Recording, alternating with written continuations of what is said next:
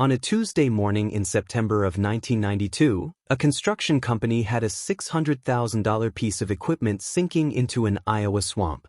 They had bulldozers that couldn't budget, a 50-ton winch that pulled its own anchor out of the ground, and a crane operator who refused to get within 100 feet of the edge. They had engineers, they had money, they had every advantage modern technology could offer. And then a 73-year-old farmer pulled up in a John Deere and told them he could fix it. They laughed at him. Loudly. They shouldn't have. This is the story of the Swamp Rescue, the 1912 steam engine that shouldn't have worked, and the lesson that a generation of engineers learned the hard way on a soft Iowa morning. Stay with it, because this one goes deeper than a machine in the mud. 3 days earlier, Frank Donnelly's newest excavator had broken through what the surveyors had promised was solid ground. The machine was a Caterpillar 375, 60 tons of hydraulic power and computerized precision, worth $600,000. It dropped like a stone, punching through a thin crust of dried earth into the bottomless black muck beneath. By the time Frank arrived on site, the excavator was buried to its cab, yellow paint streaked with mud, tracks completely invisible beneath the surface. Every hour, it seemed to sink another inch. Frank tried everything. On day one, he chained 2 Caterpillar D8 bulldozers to the stuck machine and had them pull until their own tracks began to slip, until the chains groaned and one snapped with a sound like a rifle shot. The excavator didn't move an inch. On day 2, he called in a recovery company from Des Moines, specialists in heavy equipment extraction, with a truck carrying a 50-ton winch anchored to a concrete foundation half a mile away.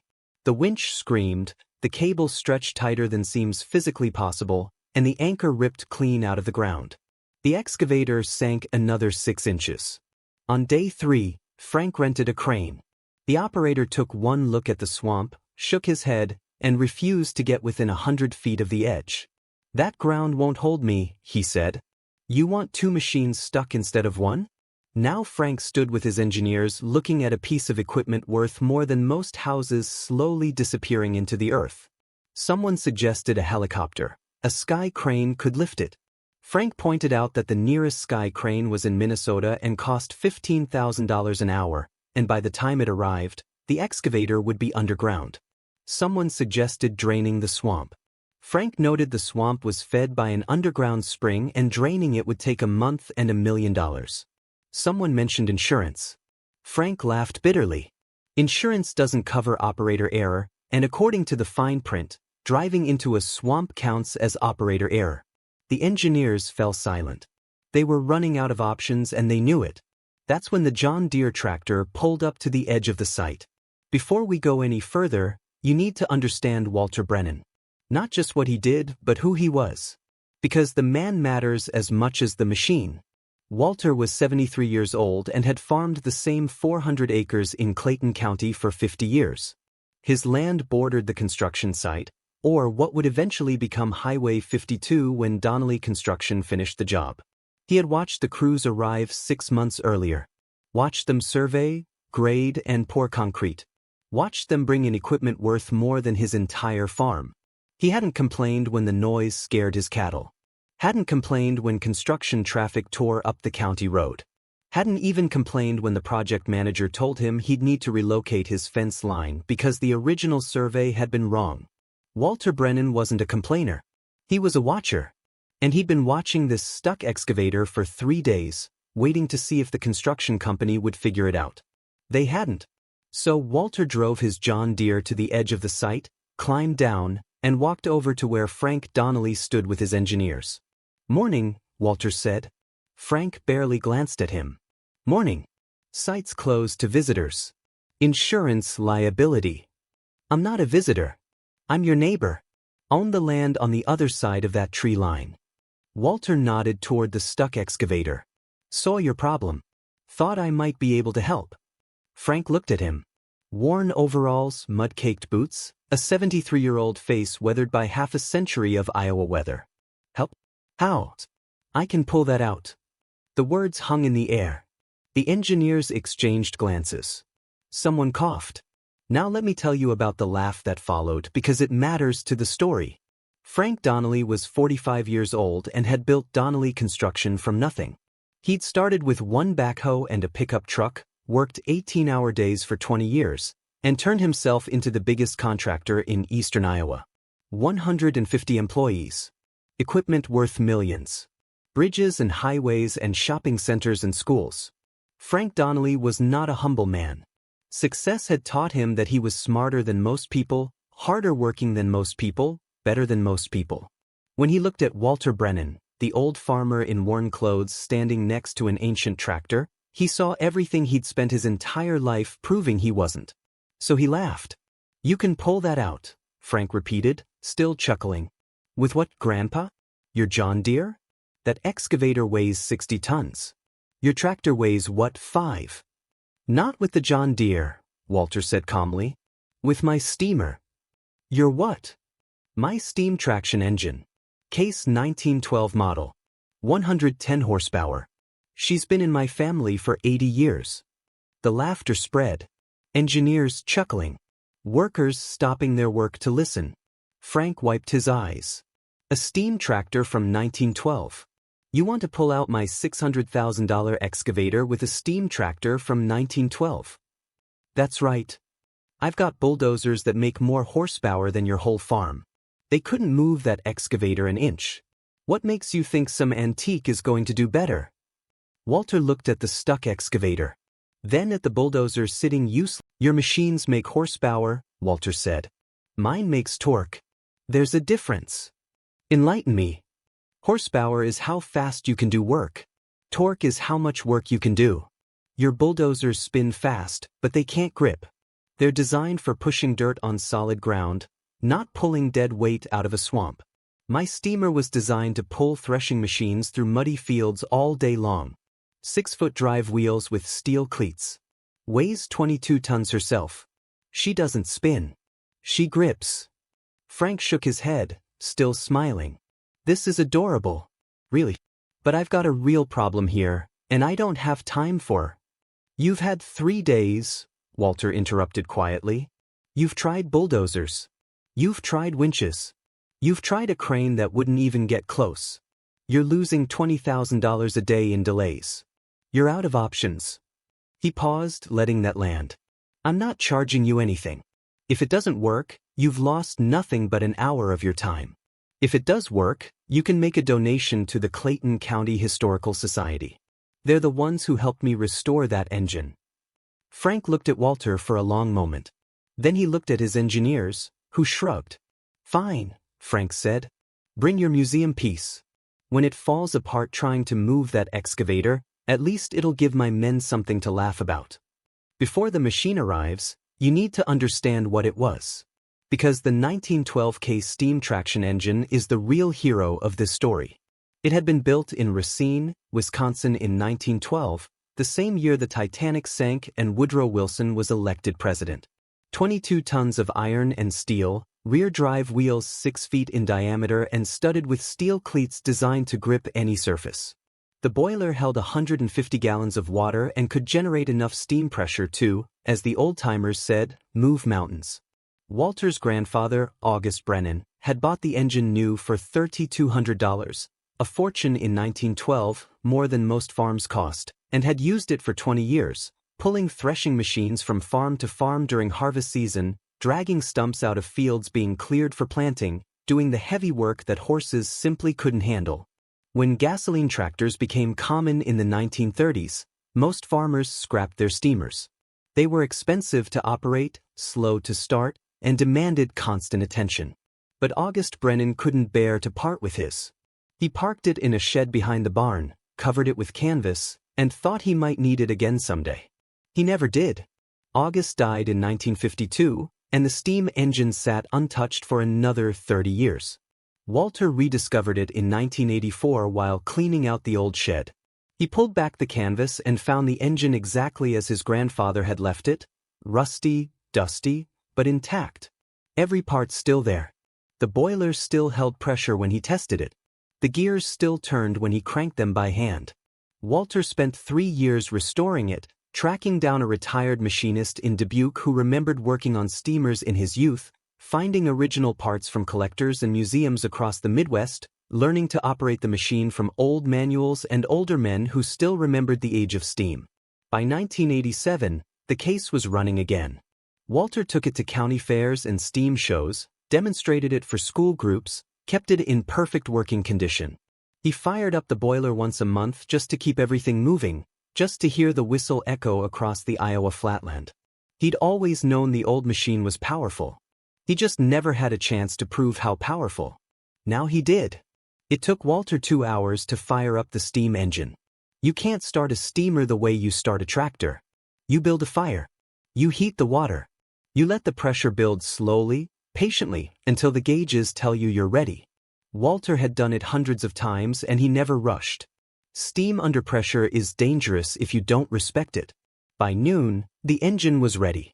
Walter drove it out of the shed and down the county road toward the construction site, moving at a stately 5 miles per hour, black smoke rising from the stack, steam hissing from the valves. Drivers pulled over to stare. Kids pointed from their yards. A machine like this hadn't traveled these roads in half a century. The construction crew heard it before they saw it.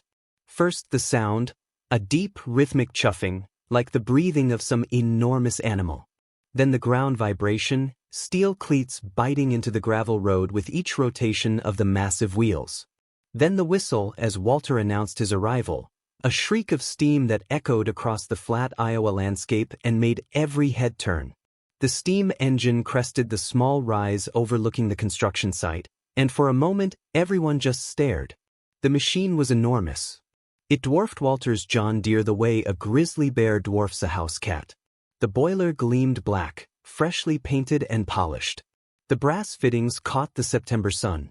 The drive wheels, 6 feet tall and studded with cleats, turned slowly as Walter guided the engine down the slope toward the swamp. Frank Donnelly stood with his arms crossed, watching. His smile was still there, but it had gotten smaller. "Jesus Christ," one of the engineers muttered. "Look at the size of that thing." "It's an antique," Frank said, but his voice had lost some of its certainty. "Belongs in a museum." Walter drove the steam engine to the edge of the swamp, about 200 feet from the stuck excavator, set the brake, and climbed down. He began uncoiling a chain from the back of the machine. Not just any chain, a chain with links as thick as a man's wrist, forged steel that had been in Walter's family as long as the engine itself. "That chain won't hold," one of the engineers said. "We snapped a cable rated for 50 tons. This chain is rated for 80, Walter said calmly. "And it's got some give to it. Steel cable doesn't stretch. When it hits its limit, it snaps. Chain stretches a little before it breaks. Gives you time to back off." He walked the chain out toward the excavator, his boots sinking into the mud with each step. The ground was soft but not bottomless. There was solid earth beneath the muck, maybe 4 or 5 feet down. Walter could feel it with each step. The construction crew watched in silence as the old man waded through the swamp, chain over his shoulder, until he reached the stuck excavator. He hooked the chain to the machine's frame, tested the connection carefully, and waded back to solid ground. By the time he reached the steam engine, he was covered in mud to his chest. He didn't seem to notice. "You sure about this, old-timer?" Frank called out. There was less mockery in his voice now, and more genuine concern. "That machine's worth more than your whole farm. If something goes wrong..." "If something goes wrong, then I'll owe you an excavator," Walter said. "But nothing's going to go wrong." He climbed up onto the steam engine's platform, checked his pressure gauges, and put his hand on the throttle. "Let me tell you about the next 3 minutes, because they're the reason this story is still being told 30 years later." Walter opened the throttle. The steam engine responded with a sound that nobody on that construction site had ever heard before, a deep, resonant chunk-chunk-chunk as the pistons began to drive, as the gears engaged, as 80 years of engineering came to life. The drive wheels started to turn. They didn't spin. They didn't slip. The steel cleats bit into the ground like teeth, each one finding purchase, each one gripping solid earth beneath the soft surface mud.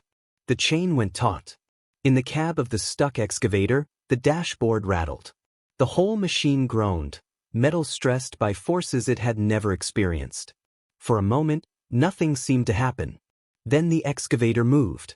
Not much, an inch, maybe two, but it moved. Forward, out of the hole that had held it for 3 days. Holy, someone started. Walter didn't hear. He was focused on the pressure gauge, on the throttle, on the sound of the engine. He pushed the throttle a little further. The steam engine's chuffing grew louder, more urgent. The drive wheels turned faster, cleats tearing into the ground, throwing mud behind them. The chain hummed with tension. The excavator moved again, a foot this time, then another foot. The construction crew was screaming now. Not in panic, in disbelief. They were watching a 60-ton machine being pulled out of a swamp by something their great-grandfathers might have used. Walter kept the throttle steady. The steam engine kept pulling. 5 feet. 10 feet. The excavator was rising now, the mud releasing its grip with a series of deep, sucking sounds, the tracks emerging black and dripping from the swamp. 20 feet. 30 feet. The excavator was out. Walter pulled it another 100 feet just to be sure, until the machine sat on solid ground, muddy, battered, but intact.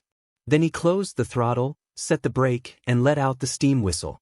The sound echoed across the Iowa flatland, a triumphant scream, the same sound that had announced harvest crews 100 years ago, the same sound that had echoed across these fields when Walter's grandfather was young.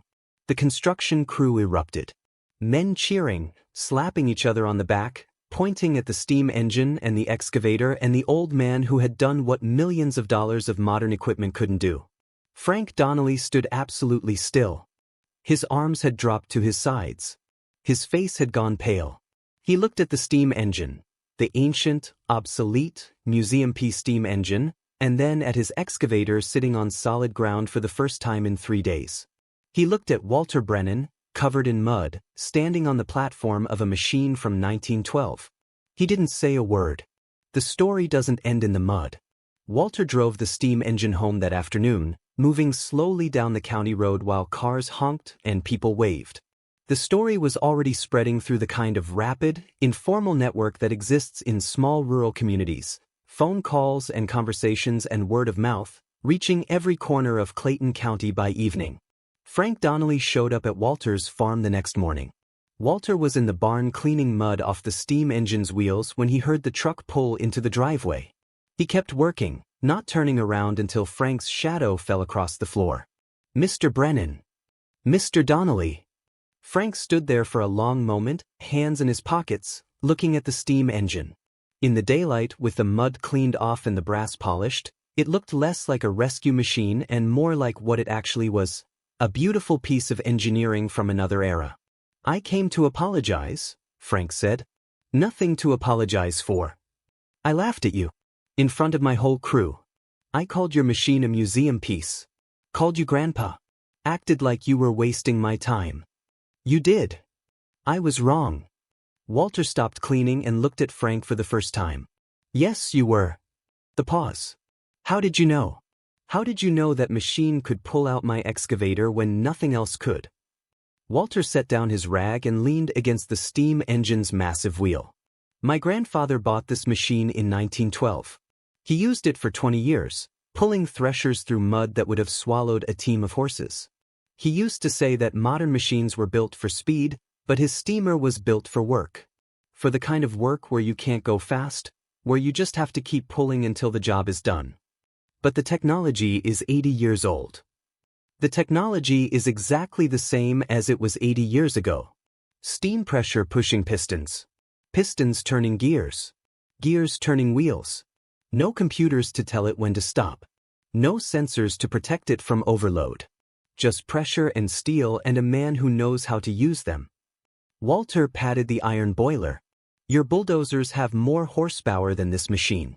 But horsepower wasn't what you needed. You needed torque, raw pulling power, delivered slow and steady. You needed wheels that grip instead of spin. You needed a machine that doesn't know when to quit." He looked at Frank. "And your steamer?" "My steamer doesn't know any better. It just pulls. If I tell it to pull until something breaks, it'll pull until something breaks. The only computer is me. And I know when to stop and when to keep going." Frank was quiet for a long time. "I spent 30 years in this business," he finally said. "Built my company from nothing. Always believed that newer was better, that more technology meant more capability. Yesterday, a machine from 1912 did what my million-dollar equipment couldn't do. Your equipment is better for most things, Walter said. Faster, more precise, easier to operate. But there are some jobs where the old ways still work best. The trick is knowing which jobs those are. How much do I owe you? I told you, a donation to the Historical Society. How much of a donation? Walter thought about it. What do you think 3 days of delays cost you? Close to $70,000. Then give them $10,000. That's more money than they've ever seen. They can use it to preserve machines like this one. Machines that people laugh at until they need them. Frank reached into his jacket, pulled out his checkbook, and wrote the check without hesitating. $10,000 to the Clayton County Historical Society. He tore it off and handed it to Walter. And my personal thanks. I won't forget what you did. Most people forget. I won't. Frank looked at the steam engine one more time. You know what I learned yesterday? I learned that my great-grandfather was smarter than me. He didn't have computers or hydraulics or any of the things I thought were essential. He just had machines like this one and the knowledge of how to use them. He was smarter than both of us, Walter said. He built a world that worked. We just inherited it. Walter Brennan became something he never expected to become. Famous. The story of the swamp rescue spread far beyond Clayton County. A reporter from the Des Moines Register came to interview Walter, then a television crew from Cedar Rapids. By the end of October, the steam engine had been featured in 3 newspapers, 2 TV segments, and a magazine article about vintage technology making an unexpected comeback. The phone started ringing. Construction companies, logging operations, farmers with equipment stuck in impossible places. Most jobs were too far away for Walter to reasonably travel, but the local ones he always took. Over the next 5 years, Walter Brennan and his 1912K steam engine pulled out 11 pieces of modern equipment that nothing else could move: 2 excavators, a bulldozer, a cement truck, 4 grain trucks, and 3 combines that got stuck in the same swamp on the same farm 3 years running. You'd think they'd learn, Walter said after the 3rd combine. He never charged for the work. Every rescue ended the same way: a donation to the Clayton County Historical Society, whatever the owner could afford. By 1997, the society had enough money to build a proper museum, a building dedicated to preserving the steam-powered equipment that had built the Midwest. Walter's case was the centerpiece of the collection, though not permanently. He still kept the engine at his farm, still fired it up once a month, still took it to county fairs and steam shows. But the museum built a special display for it, with photographs of the swamp rescue and testimonials from the people Walter had helped. The plaque on the display read, Case Steam Traction Engine, 1912. Owner, Walter Brennan. This machine was built before World War I and is still working today. It has rescued over $1 million in modern equipment from situations that modern technology couldn't solve. Some things don't become obsolete. They just wait for people to remember why they were built. Walter Brennan died in 2001, at the age of 82. His son Martin found him on a September morning, sitting on the porch of the farmhouse where he'd spent his entire life, coffee in hand, small smile on his face. The steam engine was visible from the porch, parked in its shed in the same spot where August Brennan had parked it 7 decades before. The funeral was the largest Clayton County had seen in decades. Frank Donnelly came, older now, hair gone silver, but still running his construction company. He stood up and told the story of the swamp rescue to anyone who would listen. This man saved my business, Frank said. Not just my excavator, my business. I was bleeding money.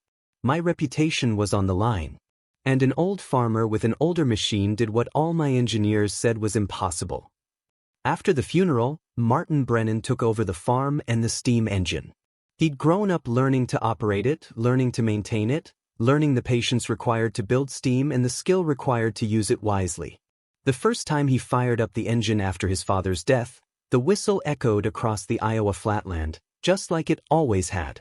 But Martin thought he heard something different in the sound, not just steam escaping through brass, but his father's voice and his grandfather's voice, and all the voices of the men who had stood where he was standing with their hands on the throttle of a machine that simply refused to become obsolete. The 1912K steam traction engine is still running today. Walter Brennan still fires it up once a month. He still takes it to county fairs and steam shows. He still gets calls from people with equipment stuck in impossible places. And he still never says no. In 2015, 23 years after the original swamp rescue, Martin pulled out another Caterpillar excavator. This one belonged to Frank Donnelly's grandson, who had taken over the family construction company and made exactly the same mistake his grandfather had made in exactly the same swamp. "Your grandfather warned me about this place," the young man said, watching the steam engine work. "He said the only thing that could get equipment out of here was your family's machine." "What did you say to that?" "I said that was ridiculous. That was 1992. We have better technology now." Martin smiled. "And how did that work out for you?" "About like you'd expect." The young man shook his head slowly. "My grandfather was right. Some things don't become obsolete. They just wait for people to forget, and then they remind us."